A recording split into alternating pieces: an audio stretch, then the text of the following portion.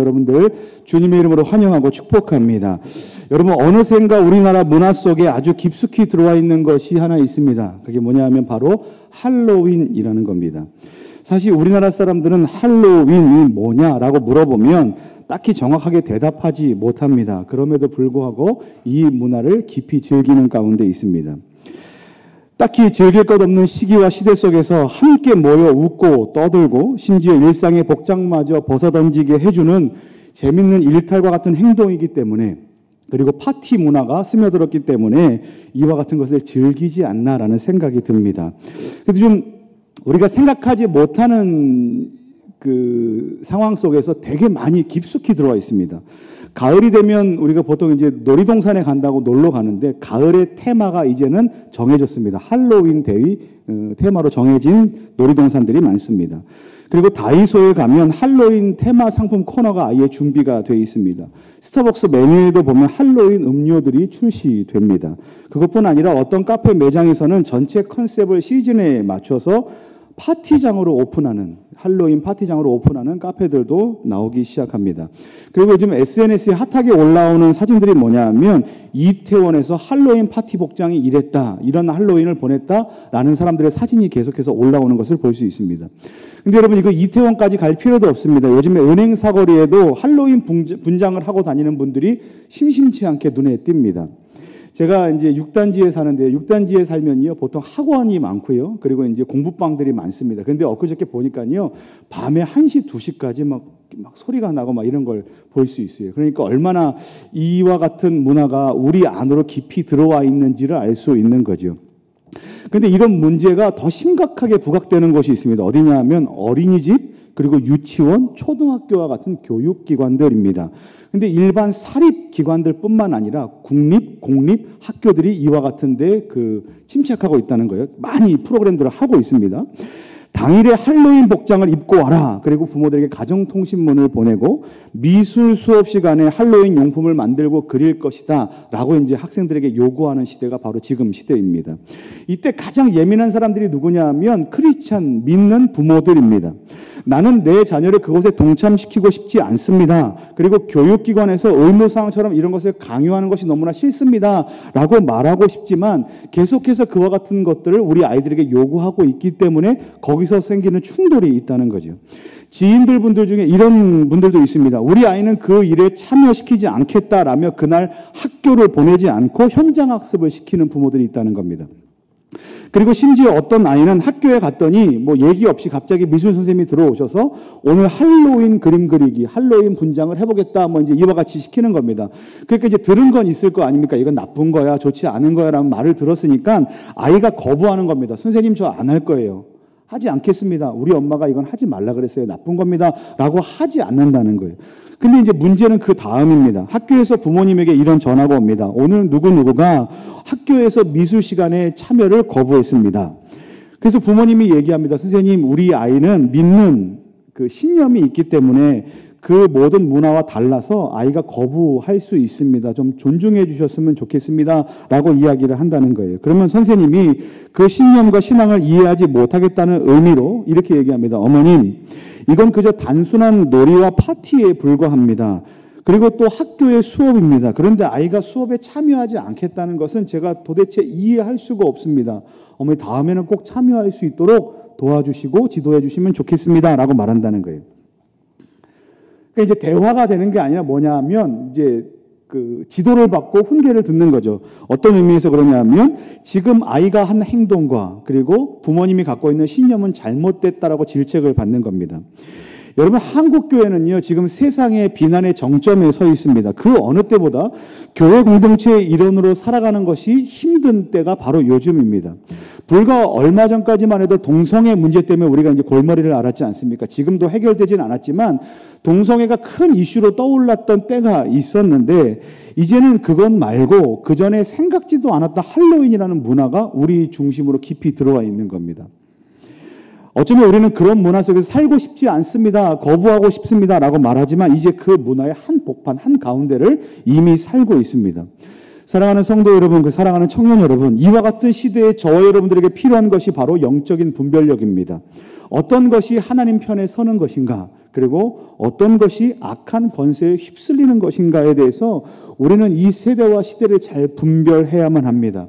바라기는 저와 여러분들에게 그와 같은 영적인 시선, 분별력이 있게 되기를 예수님의 이름으로 간절히 축원합니다.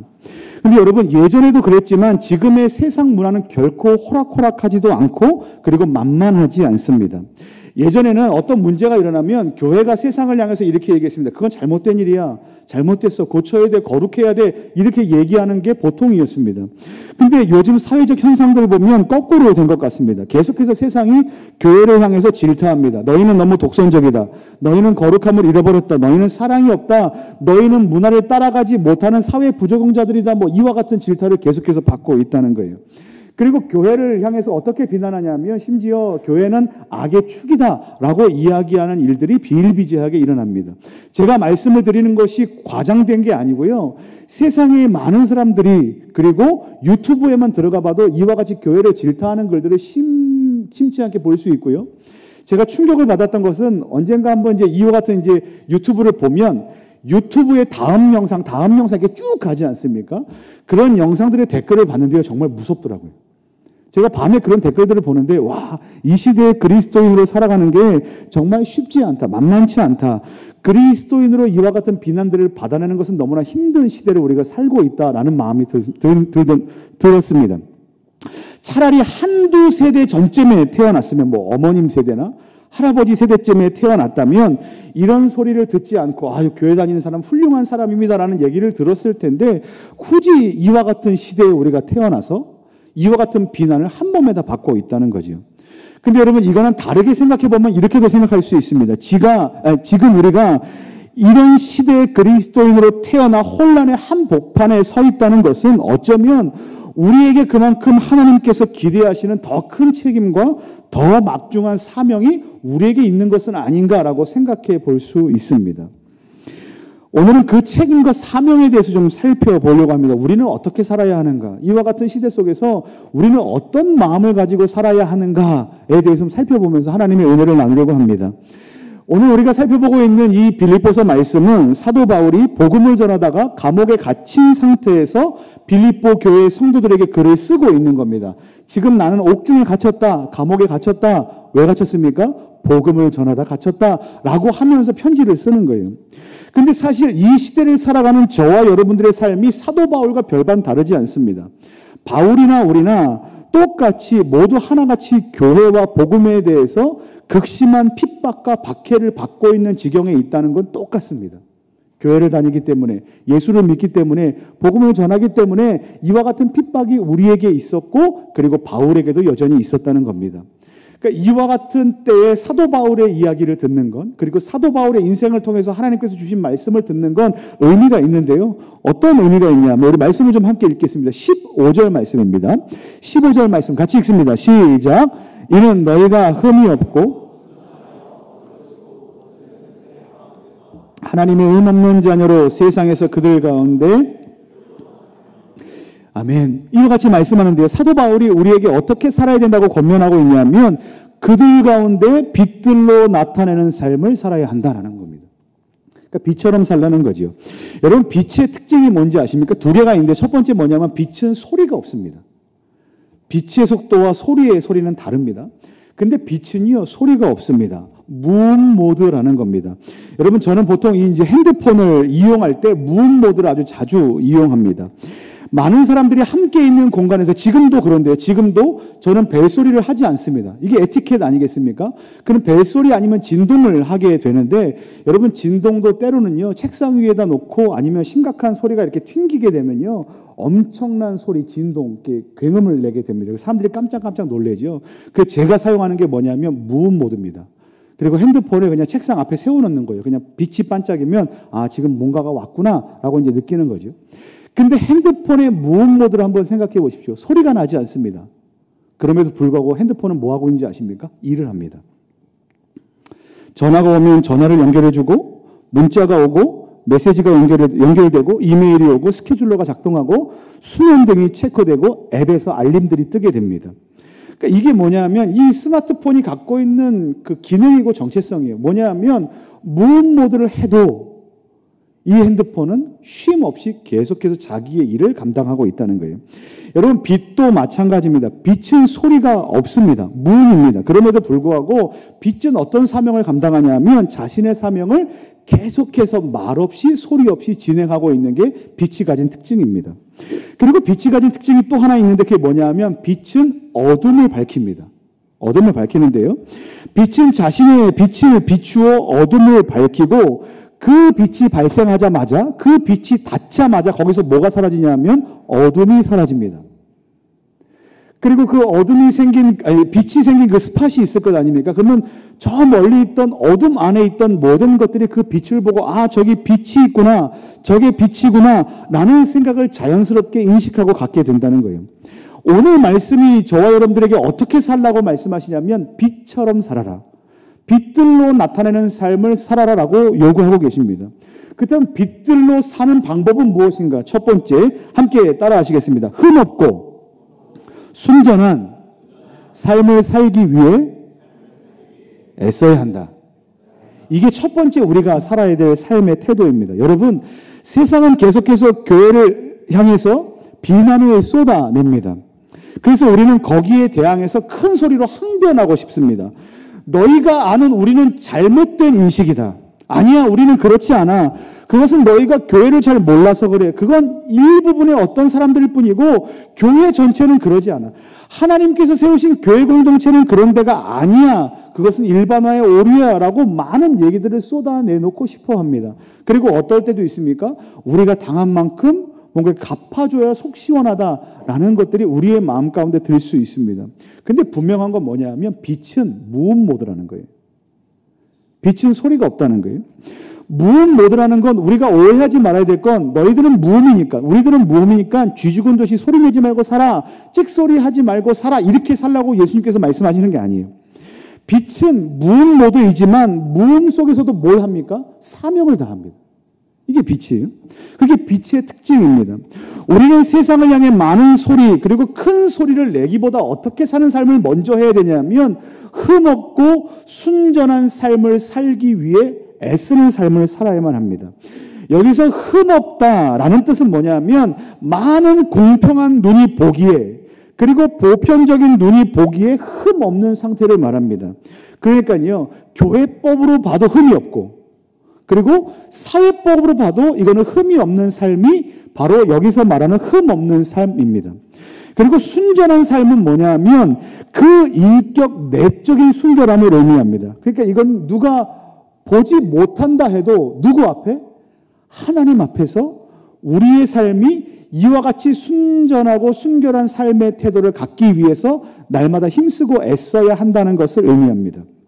그러니까 우리가 빛으로 살 때 무음 모드이지만 빛으로 사는 그 태도가 뭐냐면 교회법으로 보나 그리고 사회법으로 보나 그리고 하나님께서 보시거나 상관없이 우리는 모두 다 거룩하고 순전하고 흠없는 삶을 살기 위해서 애써야 한다는 겁니다. 그런데 중요한 건 뭐냐면 사실 저와 여러분들은 흠없고 순전한 삶을 살아낼 능력이 없습니다. 우리는 의로움이 없습니다. 죄인이기 때문에 우리는 그렇게 살 수 없습니다. 그럼에도 불구하고 우리는 하나님의 은혜를 구하며 하나님 우리에게 힘 주십시오. 능력 주십시오. 라고 말하면서 어떤 삶을 살아야 하는가? 순전하고 흠없고 거룩한 삶을 살기 위해 애써야 된다는 거예요. 세상은 거대한 교회 공동체를 보는 것이 아닙니다. 세상은 누구를 보는 줄 아십니까? 자기 자신이 알고 있는 교회에 다니는 한 사람을 봅니다. 그렇지 않겠습니까? 이 사람 보니까 교회 안 되겠구만. 이 사람 보니까 예수님 이렇게 교회 거대한 전체 교회를 보는 것이 아니라 그냥 자기가 일상에서 만나는 한 사람 그리고 자기가 함께 알고 있는 그 어떤 사람이 교회 다니는 사람인데 그 사람의 한 사람의 모습을 가지고 어떻게 합니까? 교회 전체가 그럴 것이다 라는 일반화의 오류를 범하고 있는 거죠. 그러면 그 사람의 시각을 뜯어 고치면 되는가? 그 사람이 잘못했다 질책하면 되는가? 그렇지 않습니다. 우리에게는 어떤 책임이 있습니까? 그 한 사람으로 온전하게 살아야 될 책임이 우리에게 있다는 거예요. 여러분, 세상이 교회를 향해 질타하는 건요, 큰 교회, 그리고 큰 문제, 그리고 아주 유명한 목사님에게만 그 책임이 있지 않습니다. 세상 사람들은요, 저와 여러분들 모두를 교회라고 여깁니다. 그리고 세상 사람들은 저와 여러분들을 통해서 예수님에 대한 인식을 가질 겁니다. 내가 저 사람 아는데, 저 사람 교회 다니는데, 손에 분명 성경책을 들었는데, 예배 끝나고 나갔더니 무단횡단. 여러분, 이거 되게 심각합니다. 제가 어떻게 해야 될지를 모르겠습니다. 당황스러운 거예요, 여러분. 제가 이렇게 청구상가 쪽으로 지나가려고 그러는데 차를 보통 어디다 대는지 아십니까? 저 고등학교 쪽에 건너편에 있는 고등학교. 그리고 성경책을 들었습니다. 그리고 대각선으로 건너오는 겁니다. 어디로요? 교회로. 제가 반갑게 인사해야 될까요? 인사해야죠.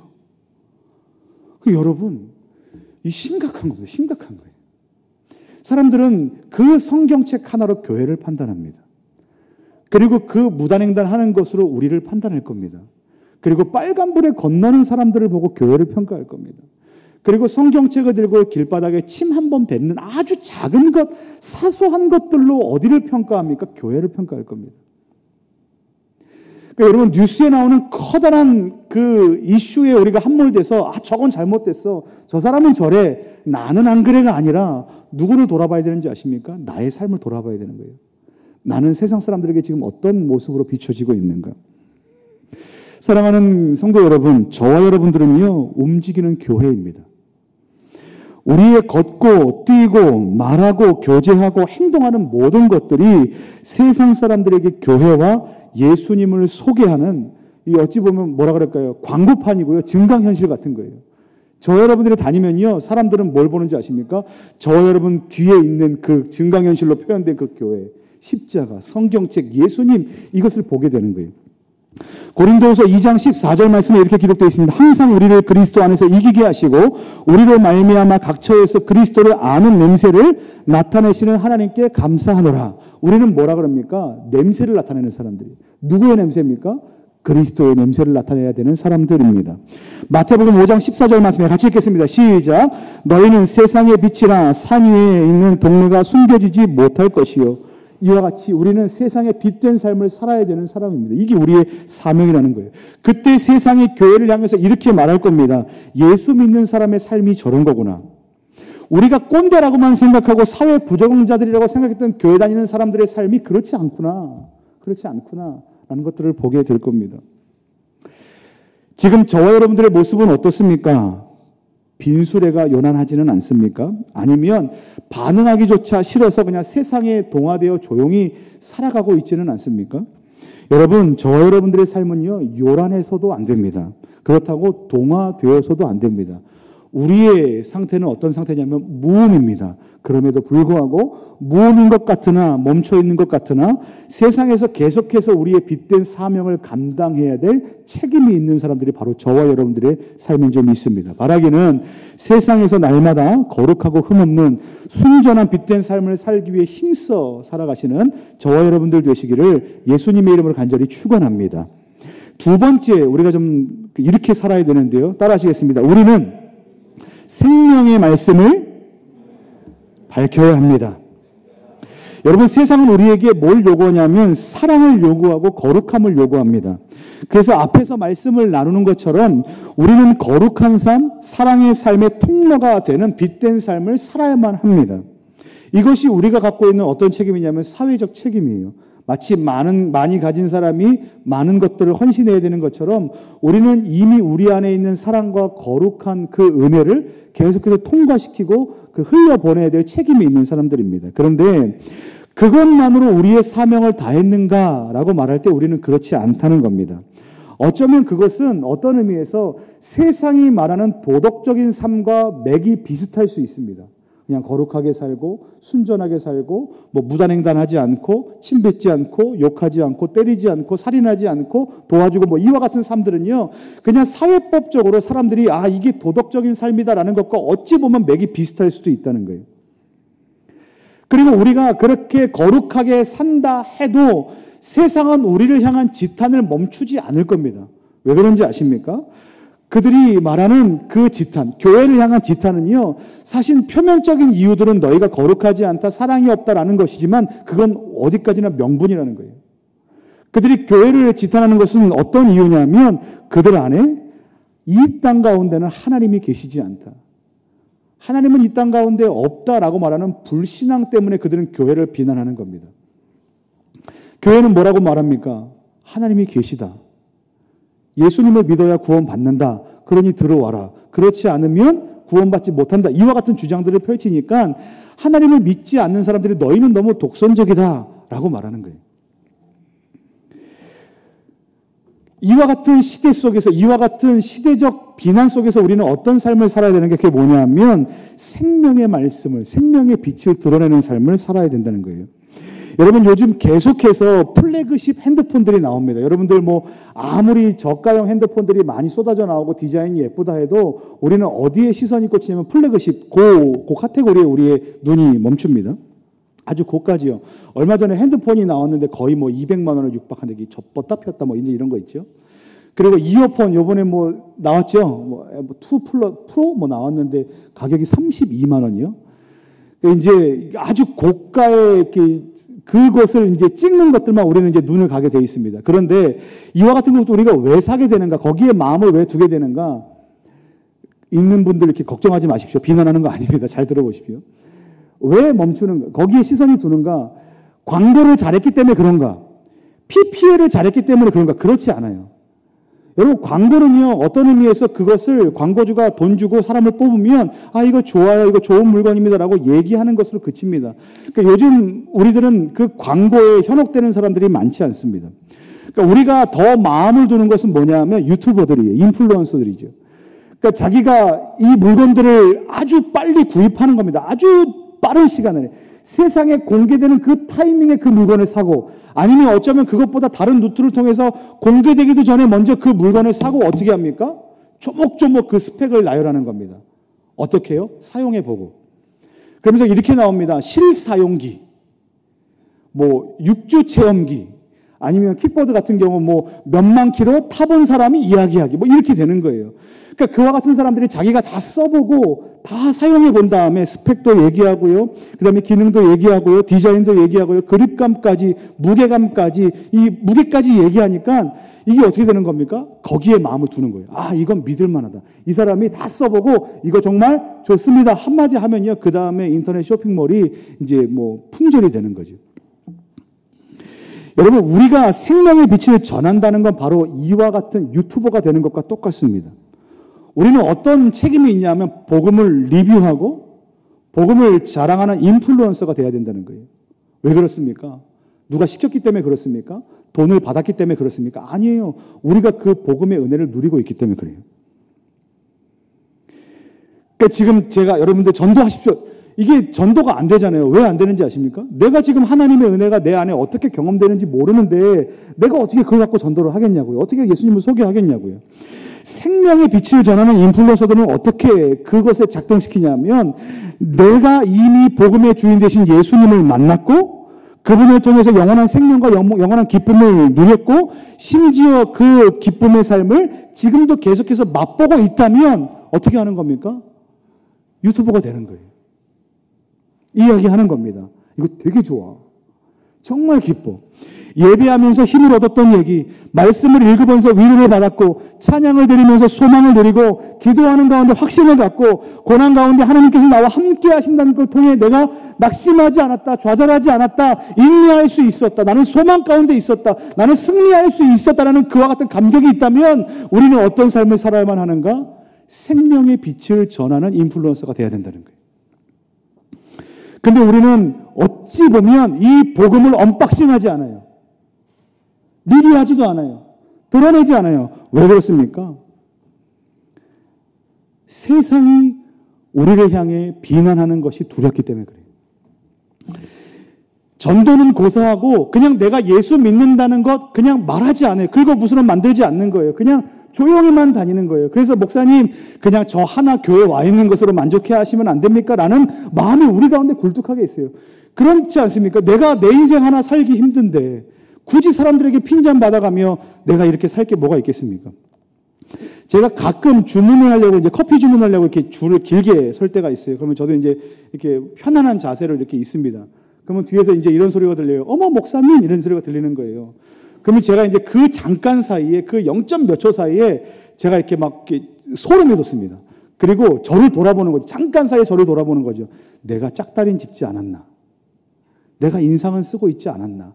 뭘 하지 않았나? 그러니까 목사라는 그것이 밝혀지는 순간 거기서는 제가 이제 목사입니다. 그리고 저의 모든 행동이 이제 일거수일투족이 보이게 되는 거예요. 그러면서 두려움이 있습니다. 아, 세상 가운데 내가 드러나지 않으면 좋겠다. 드러나지 않으면 좋겠다. 그냥 내가 목사인 거 차라리 몰랐으면 좋겠다. 왜냐하면 계속해서 삶에 제약이 생기기 때문에 그래요. 근데 빛은요, 드러나야만 합니다. 빛은요, 사명이 뭐냐면 무음이 사명이 아니고요, 빛을 비추는 게 사명입니다. 근데 여러분 빛이 있습니까? 우리 안에는 빛이 없어요. 우리는 어떤 존재냐면 빛을 받아 통과시키는 거예요. 여러분 이렇게 햇빛이 오면 이렇게 거울 갖고 이런 장난 많이 치지요. 우리는 그 거울이에요. 빛을 계속해서 비추는 거예요. 이쪽에도 비추고 저쪽에도 비추고 저쪽에 비춰서 세상의 어둠 가운데 있는 모든 것들이 어떻게 빛이 나가도록, 세상에 예수님을 모르는 사람들이 예수님을 알도록 우리는 행해야만 합니다. 그래서 내가 목사인 게 부끄럽지 않고, 그리고 내가 성도인 게 부끄럽지 않고, 내가 중계충성교회 다니는 게 부끄럽지 않고, 오히려 나에게 자랑이고 기쁨이고 은혜가 있는 삶이 내 안에 있다는 걸 드러내는 기회가 된다는 것을 우리는 기억해야만 합니다. 괜히 복음 전하다가 학교에서, 직장에서 꼰대나 왕따로 대우받을지도 모릅니다. 그래서 우리는 주저할 수 있습니다. 그럼에도 불구하고 사도 바울이 갇혀있는 상황에서, 빌립보 교회 성도들에게 편지를 쓰면서 갇혀있는 상황에서 우리에게 편지를 할 때 뭐라고 말하냐면 너희는 생명의 빛을, 생명의 말씀을 전하는 삶을 살아라라고 얘기한다는 겁니다.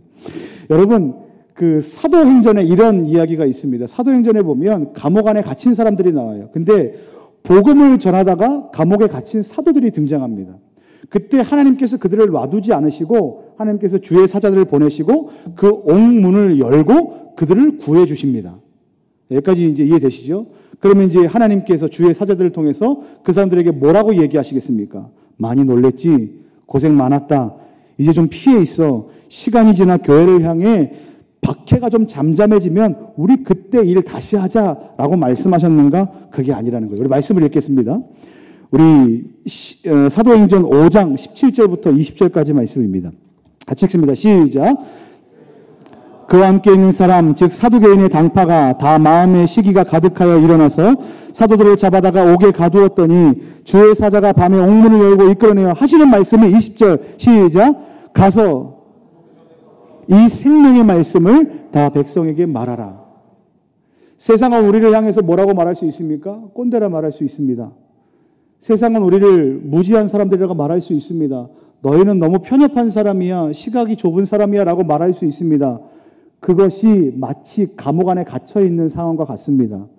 그리고 이제 거기서 풀려날 수 있는 상황이 됐습니다. 그때 우리에게 주어진 사명이 뭡니까? 피해 있는 겁니까? 조용히 있는 겁니까? 그렇지 않습니다. 다시 그 생명의 말씀을 전하는 겁니다. 세상 사람들은 뭐라고 말하냐면 너희는 더 이상 색깔 없이 살아야 돼. 종교적인 색깔을 드러내면 안 돼. 더 이상 그런 것에 대해서 얘기하면 나쁜 거야. 인권을 무시하는 거야. 너희는 이 세상의 질서에 부합하지 않는 거야 라고 말합니다. 그때 우리의 책임이 뭔지 아십니까? 빛을 드러내는 겁니다. 예수 믿으면 구원받습니다. 예수님이 생명입니다. 예수만이 소망입니다. 이것을 말해야 될 책임이 저와 여러분들 가운데 있습니다.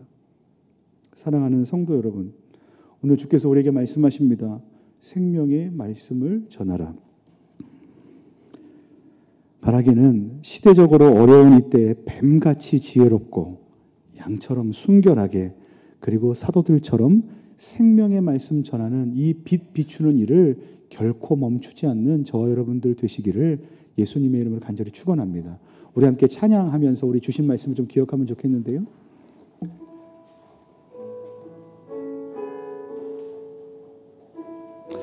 우리 좀 시대적으로 어려움을 겪고 있는, 그리고 한국교회와 우리 나라와 민족을 위해서 같이 기도하면서 이 찬양을 부르면 좋겠습니다. 하나님, 이 땅 가운데 그리스도의 계절이 오게 하여 주시옵소서. 주의 말씀이 흥왕케 하시고 하나님, 온 세대가 하나님의 얼굴을 구하는 시대와 세대 되도록 주님 도와주십시오. 우리 함께 찬양하도록 하겠습니다. 민족의 가슴마다 민족의 가슴마다 비 묻은 그리스도를 심어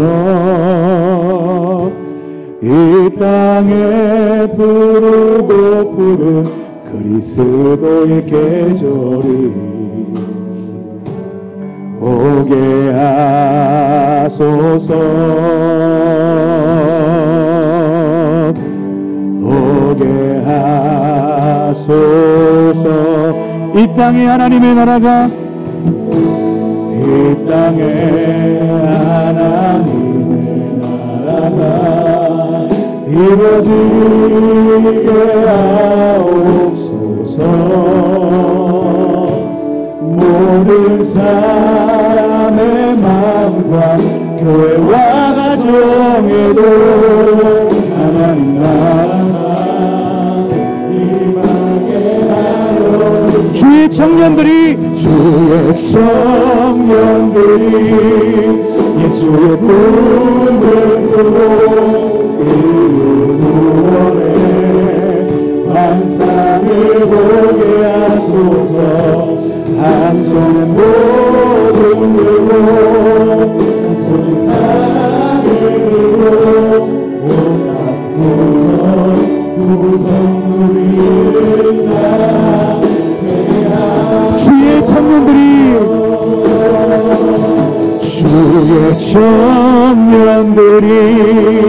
예수의 꿈을 꾸고 구원의 환상을 보게 하소서. 한 손에 꽃을 들고 한 손에 산을 들고 온갖 구성 누리는 나 우리 다시 한번 고백합시다. 주의 청년들이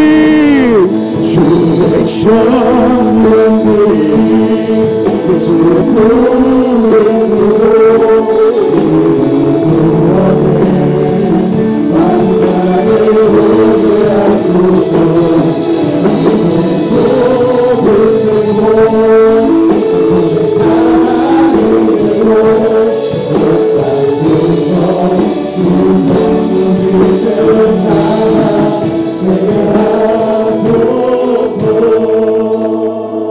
시간이 많이 갔지만 그래도 좀 기도하면 좋겠습니다. 어떻게 기도하냐면, 여러분, 이 땅 가운데 그리스도의 계절이 오게 하는 것은 분명히 하나님의 일입니다.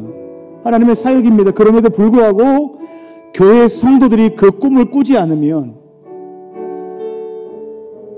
우리가 예수의 꿈을 꾸지 않으면, 우리가 그리스도의 계절의 꿈을 꾸지 않으면 이 땅 가운데 누가 복음을 전하겠습니까?